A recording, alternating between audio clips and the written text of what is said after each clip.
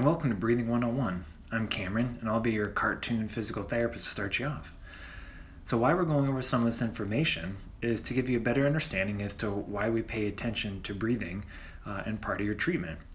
While breathing has a lot of other great benefits that can be applied with meditation for mental health purposes, and more spiritual centeredness, lowering blood pressure, and even performance standards in terms of having enough pressure to increase our speed and having less pressure to improve our flexibility. But what we're going to be looking at in this series is paying attention towards what mechanically is happening to our body when we're breathing. All right, welcome to Breathing 101. Let's take a look at what's happening in front of us here. So to start with, the torso is divided into two different regions. On the upper part, we have the chest, and the lower part, we have the abs and lower back. And they're separated by this muscle called the diaphragm, which is that green thing right there. I'll point it out here a little more clearly, if I can. This thing right here.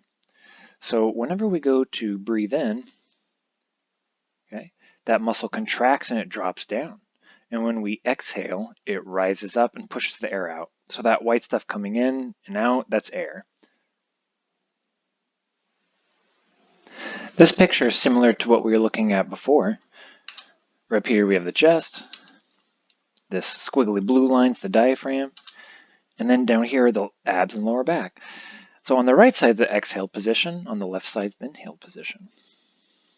So if we take a little bit closer look, when we go to exhale, the air gets pushed out because the diaphragm goes in this relaxed position.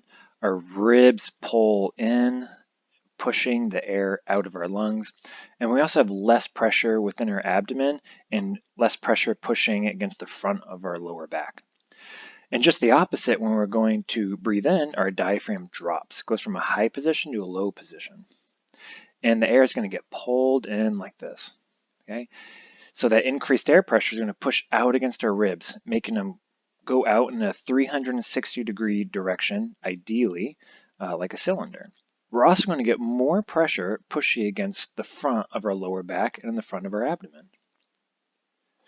So this is similar to Boyle's law, whereas when we have less pressure, we'll have less pressure when we have more volume within the lungs, and then when we have less room, there's going to be more pressure, which is what pushes the air out of our lungs. So thanks, Dr. Boyle. No problem. So here we have an image coming from the side of what it looks like when we're breathing.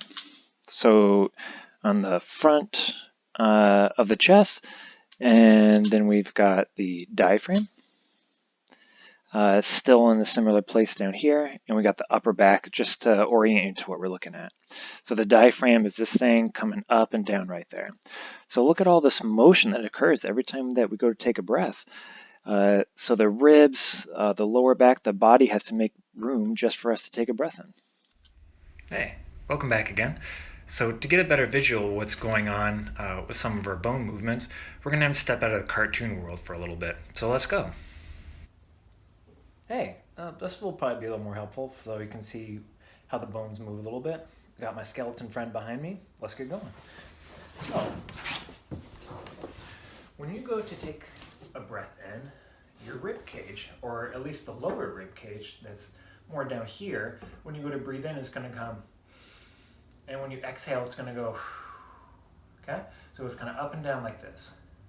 The upper rib cage, if I turn our friend here, is going to come more like this, okay? Breathe in, and we breathe out. And then the back of the rib cage is going to come back here a little bit. So that would be normal.